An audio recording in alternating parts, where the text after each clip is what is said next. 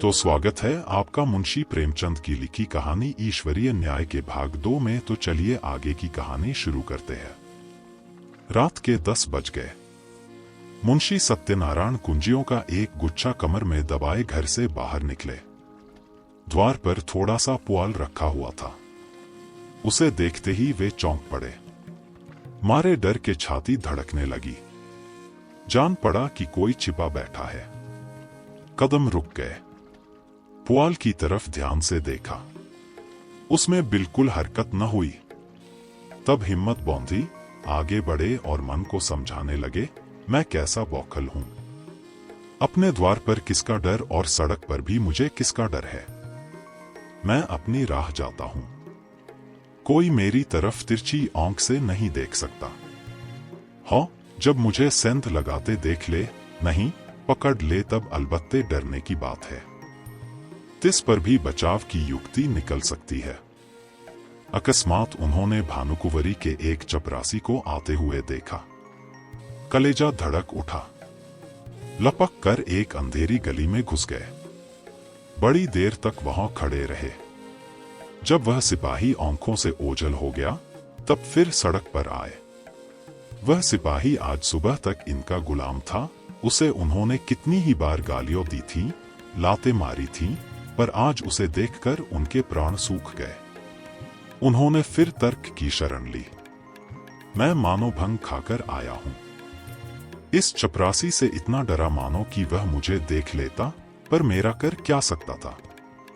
हजारों आदमी रास्ता चल रहे हैं, उन्हीं में मैं भी एक हूं। क्या वह अंतर्यामी है? सबके हृदय का हाल जानता है। मुझे देखकर वह अदब से सलाम करता और वहां का कुछ हाल भी कहता, पर मैं उससे ऐसा डरा कि सूरत तक न दिखाई। इस तरह मन को समझाकर वे आगे बढ़े। सच है, पाप के पंजों में फंसा हुआ मन पतझड़ का पत्ता है, जो हवा के जरा से झोंके से गिर पड़ता है। मुंशी जी बाजार पहुंचे। अधिकतर दुकानें बंद हो चुकी थी। उनमें सौड़ और गायें बैठी हुई जुगाली कर रही थी।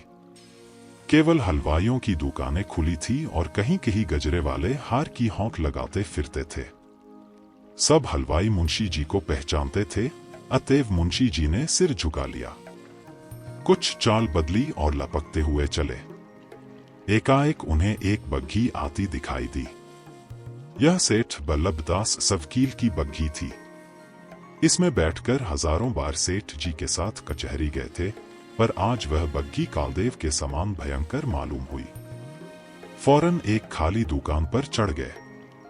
वहां विश्राम करने वाले सौर ने समझा वे मुझे पदच्युत करने आए हैं। माथा झुकाए फुंकारता हुआ उठ बैठा, पर इसी बीच में बग्घी निकल गई और मुंशी जी की जान में जान आई। अब की उन्होंने तर्क का आश्रय न लिया। समझ गए कि इस समय इससे कोई लाभ नहीं। खैरियत यह हुई कि वकील ने देखा नहीं। यह एक घाघ है, मेरे चेहरे से ताड़ जाता। कुछ विद्वानों का कथन है कि मनुष्य की स्वाभाविक प्रवृत्ति पाप की ओर होती है, पर यह कोरा अनुमान ही अनुमान है, अनुभव सिद्ध बात नहीं। सच बात तो यह है कि मनुष्य स्वभावत पाप भीरू होता है, और हम प्रत्यक्ष देख रहे हैं कि पाप से उसे कैसी घृणा होती है।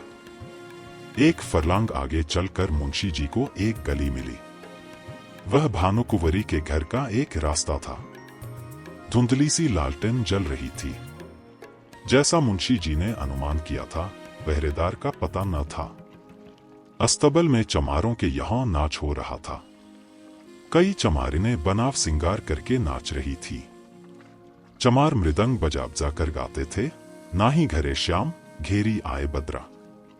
सोवत रहेऊ सपन एक देखेऊ रामा। खुली गई नींद ढरक गए गजरा। नाही घरे श्याम घेरी आए बद्रा। दोनों पहरेदार वही तमाशा देख रहे थे। मुंशी जी दबे पौव लालटेन के पास गए और जिस तरह बिल्ली चूहे पर झपटती है, उसी तरह उन्होंने झपट कर लालटेन को बुझा दिया। एक पड़ाव पूरा हो गया, पर वे उस कार्य को जितना दुष्कर समझते थे, उतना न जान पड़ा। हृदय कुछ मजबूत हुआ। दफ्तर के बरामदे में पहुंचे और खूब कान लगाकर आहट ली। चारों ओर सन्नाटा छाया हुआ था। केवल चमारों का कोलाहल सुनाई देता था। इस समय मुंशी जी के दिल में धड़कन थी, पर सिर धमधम कर रहा था, हाथ पांव कौप रहे थे, सांस बड़े वेग से चल रही थी।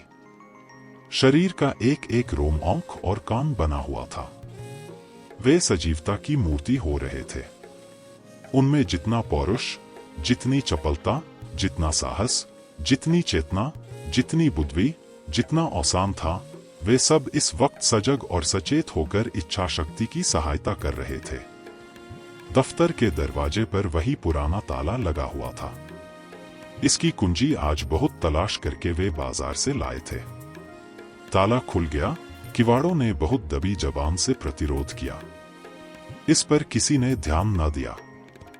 मुंशी जी दफ्तर में दाखिल हुए। भीतर चिराग जल रहा था। मुंशी जी को देखकर उसने एक दफे सिर हिलाया, मानो उन्हें भीतर आने से रोका। मुंशी जी के पैर थरथर कौप रहे थे। एड़ियों जमीन से उछली पड़ती थी। पाप का बोझ उन्हें असह्य था। पल भर में मुंशी जी ने बहियों को उल्टा पलटा। लिखावट उनकी आंखों में तैर रही थी। इतना अवकाश कहाँ था कि जरूरी कागजात छौंट लेते। उन्होंने सारी बहियों को समेटकर एक गट्ठर बनाया और सिर पर रखकर तीर के समान कमरे के बाहर निकल आए। उस पाप की गठरी को लादे हुए वह अंधेरी गली से गायब हो गए। तंग, अंधेरी, दुर्गंधपूर्ण कीचड़ से भरी हुई गलियों में वे नंगे पांव स्वार्थ, लोभ और कपट का बोझ लिए चले जाते थे। मानो पाप में आत्मा नरक की नालियों में बही चली जाती थी।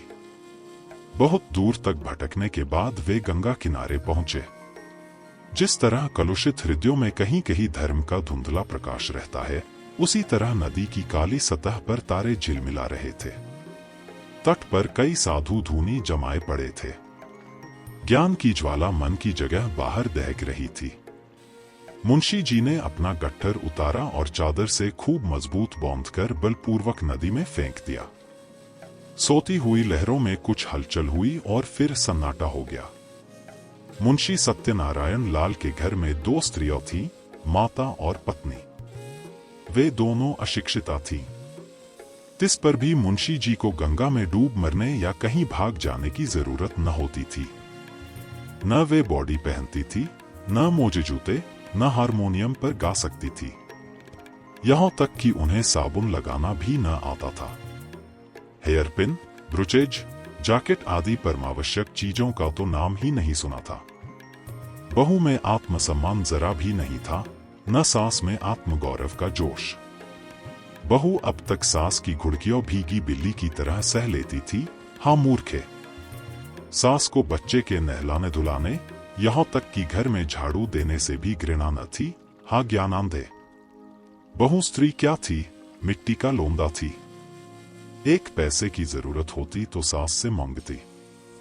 सारांश यह कि दोनों स्त्रियां अपने अधिकारों से बेखबर अंधकार में पड़ी हुई पशुवत जीवन व्यतीत करती थी। ऐसी फूहड़ थी कि रोटियां भी अपने हाथों से बना लेती थी। कंजूसी के मारे दालमोट, समोसे कभी बाजार से न मंगाती। आगरे वाले की दुकान की चीजें खाई होती तो उनका मजा जानती। बुढ़िया खूसट दवा दर्पण भी जानती थी। बैठी बैठी घासपात कूटा करती। मुंशी जी ने मां के पास जाकर कहा, अम्मा अब क्या होगा?